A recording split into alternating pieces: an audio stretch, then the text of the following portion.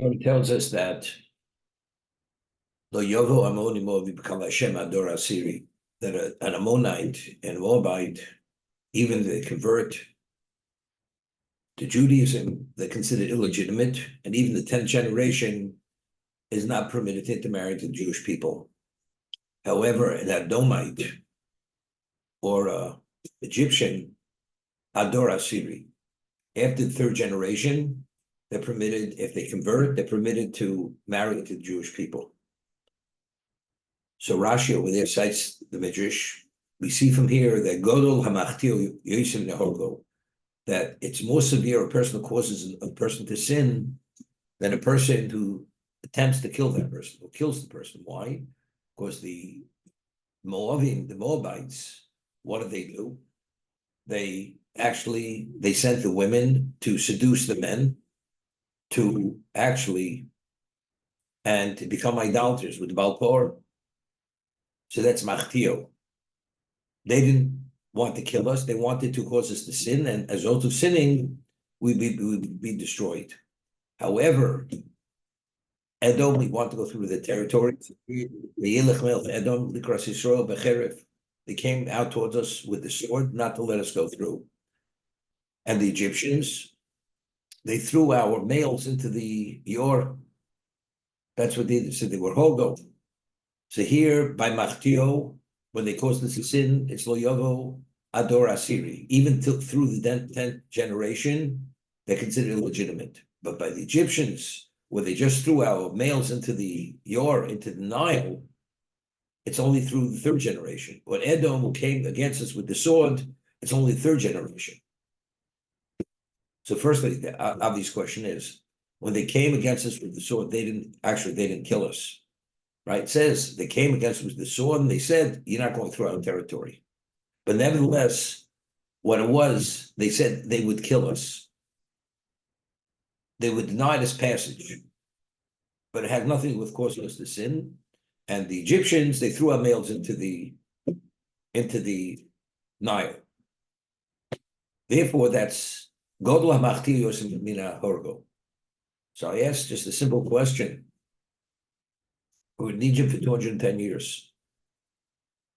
We were enslaved, and the people couldn't meet the quotas. They were beaten, and even beaten to death.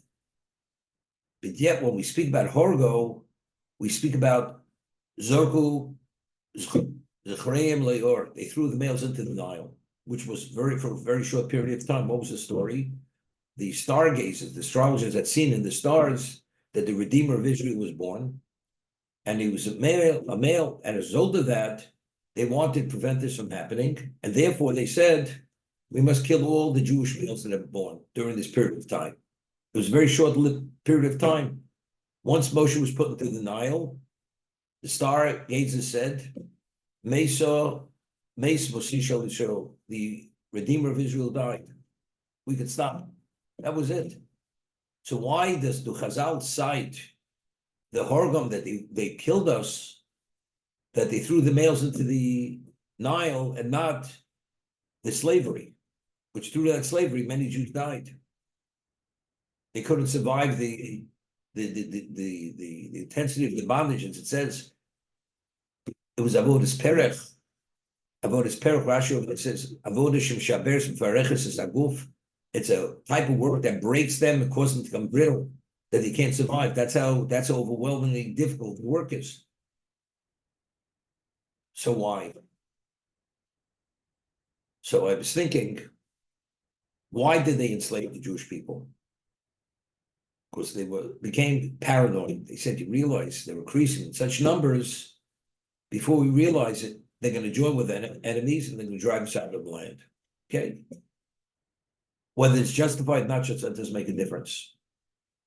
But factually, they did the wrong thing, because it was like literally paranoid.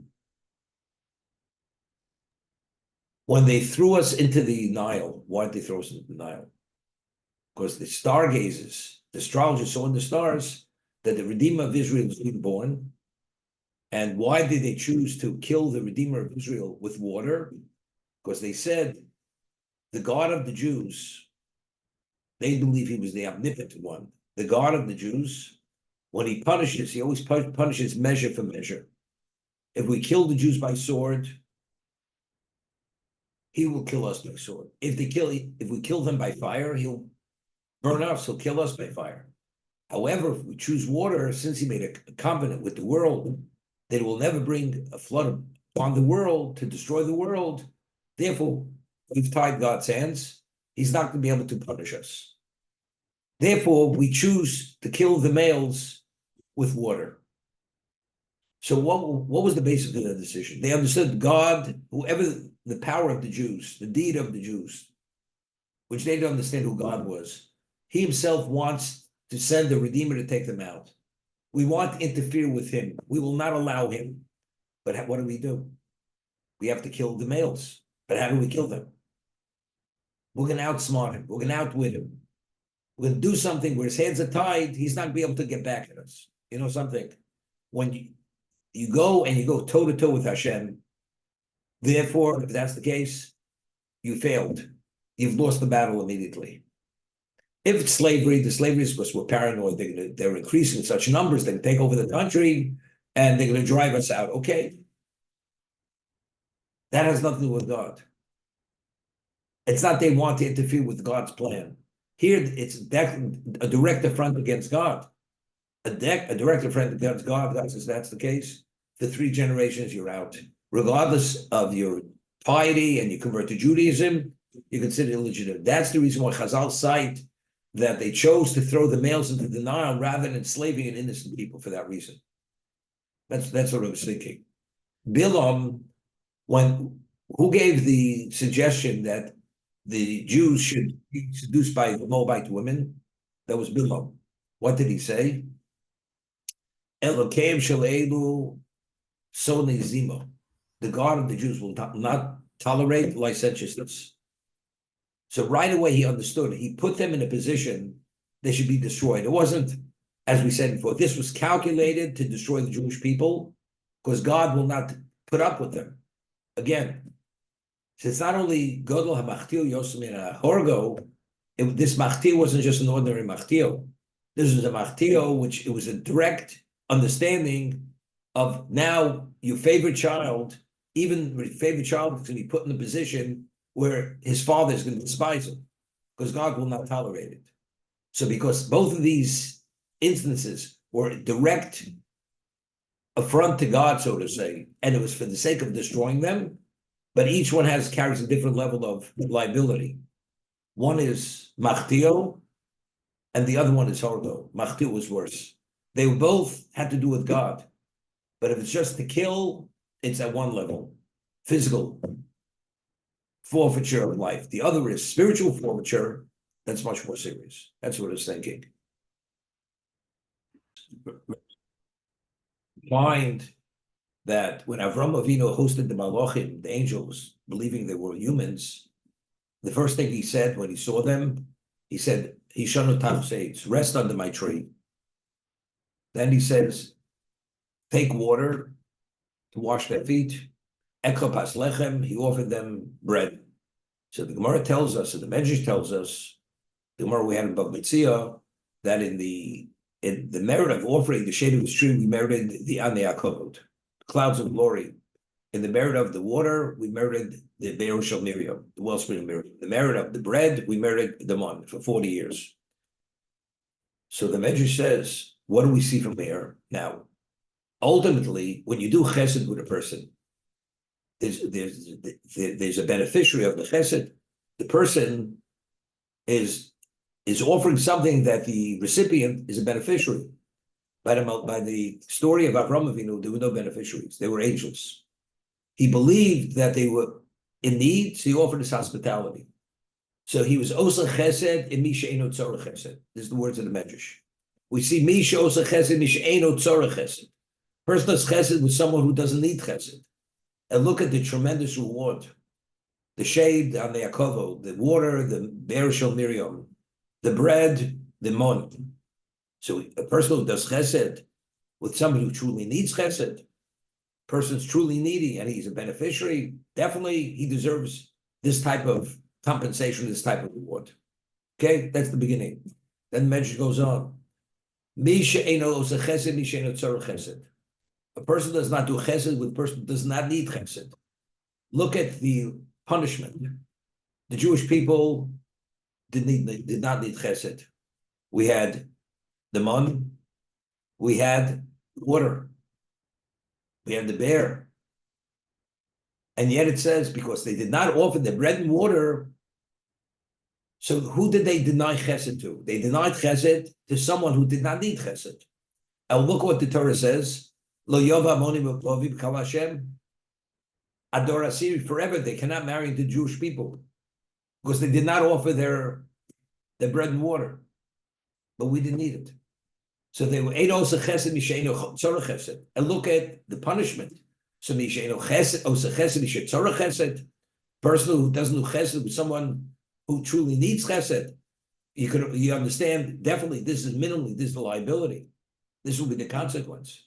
That's the medrash. So when the Ammon and Moav did not offer their bread and water to us, we did not need that water. We had our own water. We had our own bread. We had the man, which was better than anything. Okay, that's the. So I asked the question. So if they were Edo Osa Chesed, Mishayin Tzorech Chesed, so what's the claim against them? That's exactly what they said. If they would need bread and water is one thing, but here they're self-sufficient. They have all what they need: the water, the bear, and they have the man. And the world knew they had the man, because we had earlier that every morning when the man would melt, the deer would drink from the streams where the man melted into, and the nations of the world would actually eat that meat, and they'd have a semblance of understanding what the man was. And this was what the Jews would sustain the Jews all those years. So they knew this. So if they ate also chesed and misheino tzorech, so what's the claim against them?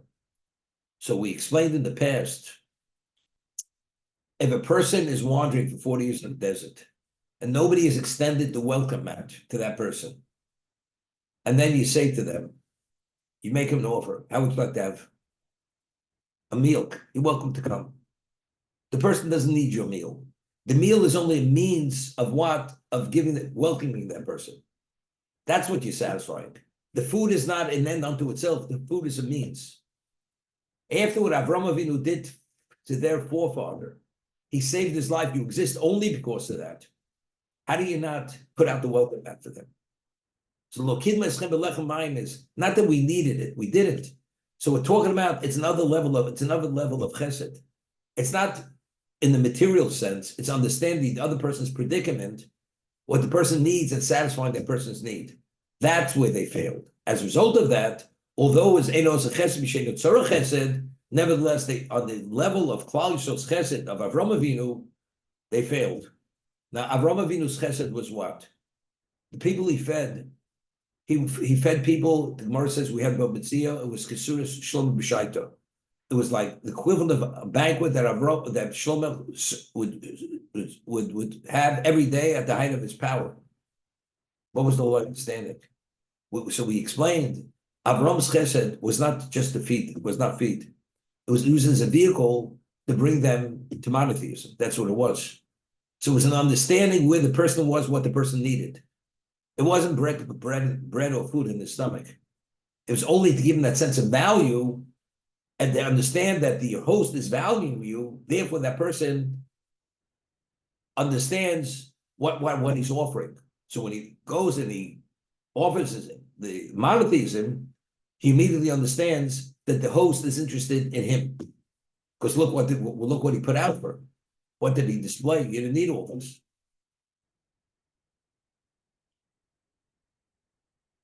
Good. But why does Amalek deserve that destroy them throughout forever and ever when they tried to kill the Jews, and the Egyptians who threw the babies into the Nile and tried to kill the Jews for 210 years, and they get off there. We're supposed to remember them even as because we were strangers in their land. I mean, They were hosts. They hosted us. They hosted us. Right? Okay. First, let's understand the difference between the two of them. Why did they drown the males? They saw that God is sending a redeemer. They said, we're not going to let that redeemer survive. We're going to take him out by drowning him. Okay? So it was the front against God. But it's not to take to, but it's a front against God for self-interest. What's the self-interest? We want the financial backbone of Egypt was the Jewish slaves.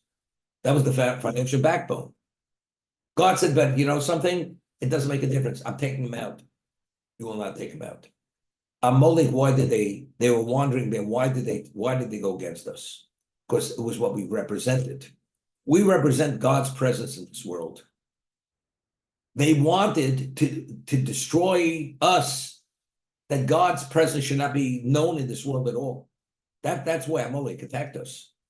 The reason why the Egyptians wanted to retain us was for their self-interest, not because what we are, we shouldn't exist in the world. That's not the reason. It's like Amalek, when Haman issued the decree, it's to annihilate every man, woman, and child. Even one Jew is too much to exist, because every Jew represents God.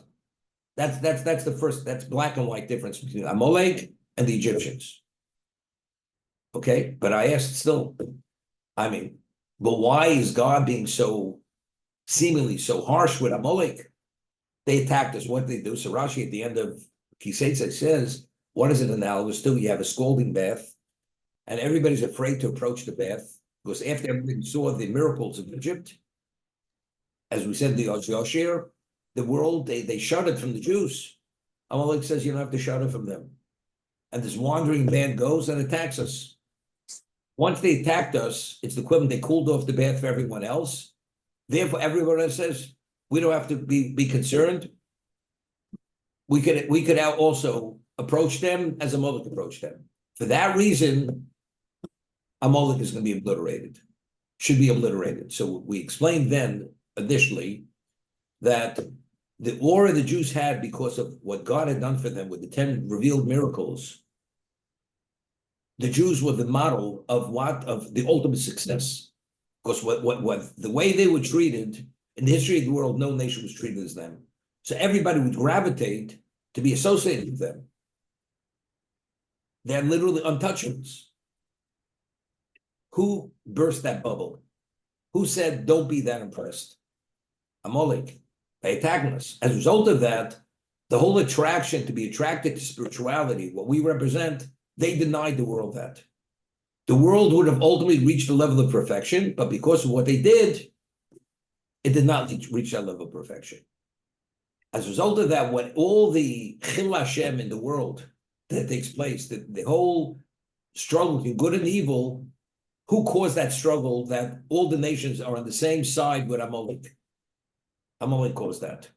Therefore, God says they should be obliterated. There should be no trace of their existence. That we explained that on a simple level. On a more profound level, we explained it based on, if you remember, the Ibn Ezra. The Ibn Ezra says regarding the Aser Sadibros, one of the Aser Sadibros is what? Lo Sachmod. Lo Sachmod Eshes Re'echo. You should not have designs on your friend's wife, on his house, on his assets. So we ask the question, how does one control that? A person's envious of another person. I want what he has. He beat me to the punch, and he took the woman I wanted, or the home I wanted, or whatever I wanted. How do you control it?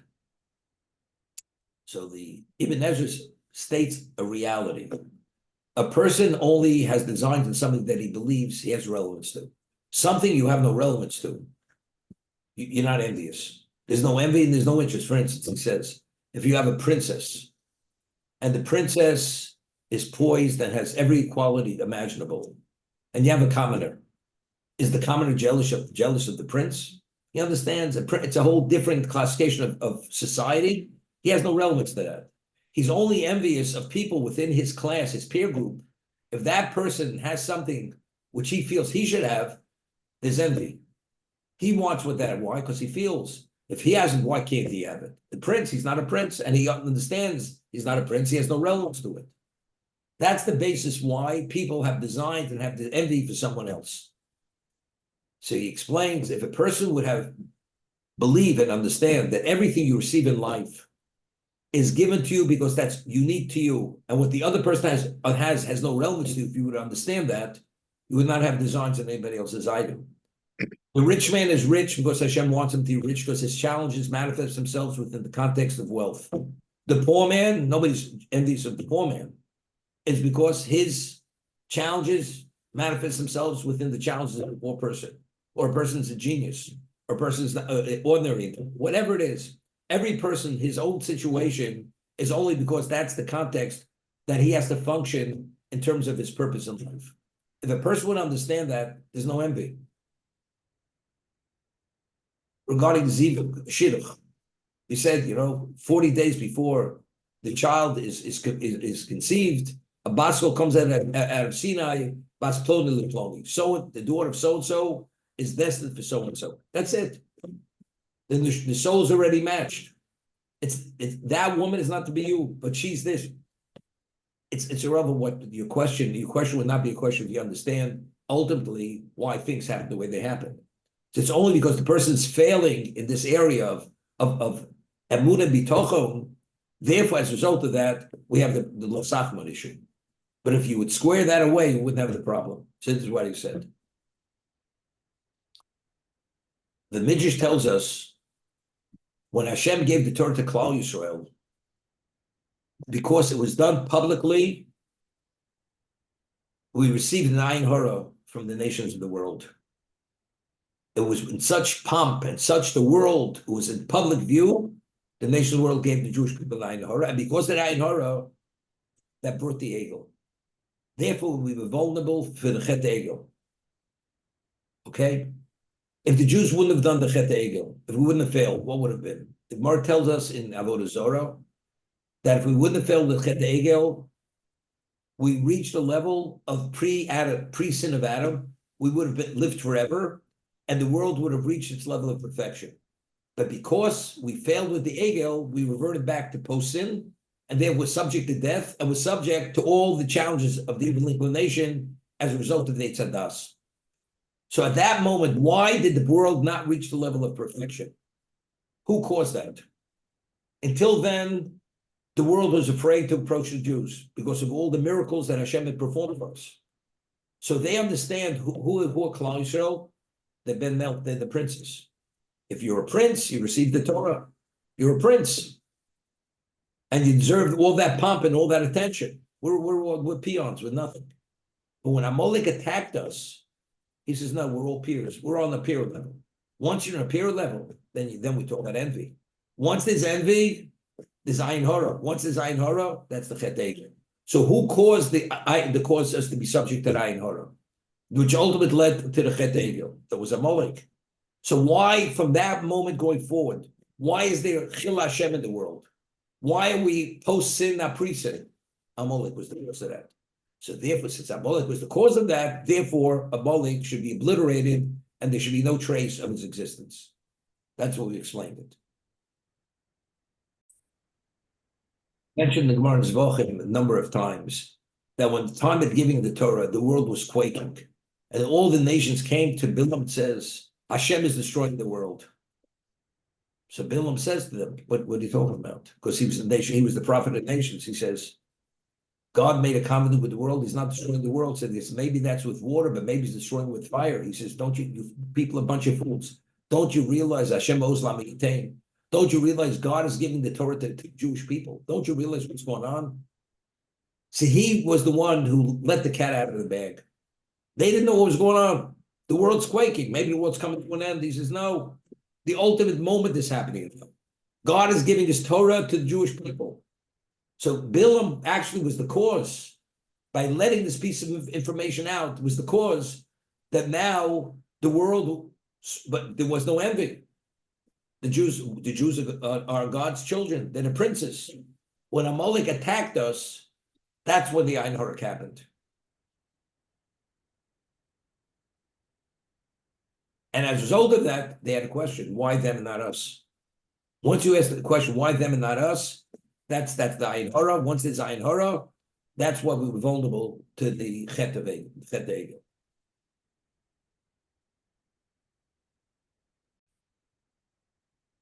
There's the Gemara says in Megillah that not only does a man have an obligation to read the Megillah, even a woman. Why? Even though we know that mitzvah has mangrama, any mitzvah which is dictated by time, a woman is exempt. So if the Gemara for a doraisa, a woman's exempt. So a drabona, definitely she should be exempt. So why does a woman have an obligation to hear the reading of the Megillah? The answer is because afein hoyimos on this, because they were beneficiaries of the miracle.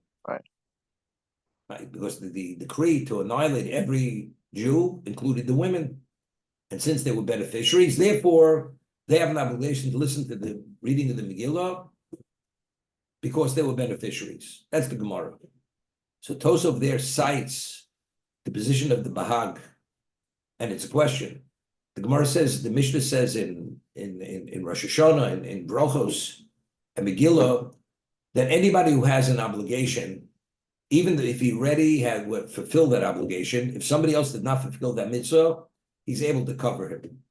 I heard Tkir shofar, and somebody else didn't yet hear Tkir shofar. I could blow the shofar on behalf of that person, because since I am obligated to hear the shofar no less than the other, although I fulfilled my obligation, I have a responsibility to cover him. And since our obligations are on par, I'm qualified to cover him. That's the halacha. What about if you're not obligated in that obligation and you want to cover that person? You're not qualified to cover that person. So let's talk about Shomei Kavanah. Kriyishma. A woman is not obligated to Kriyishma. It's her prerogative. She wants to, but she has no obligation. If she wants to be motzei a man with Shomei Kavanah and Kriyishma, she cannot be motzei him. Because since she's not chayevet, since she's not obligated, she can't cover. So the Bag says that although a woman is obligated in Kriyas Megillah, she cannot cover a man in Kriyas Megillah. So everybody struggles. Why? If she has an obligation and her obligation is no less than the male's, why can't she cover a man in Kriyas Megillah? So there's a beautiful word from the Marcheshes. Marcheshes person lived pre-World War II. And he writes over there like this. The chinuch rules that a woman is not obligated in Zchiris Mechis Amalek to remember what Amalek had done to us. She doesn't fight, right?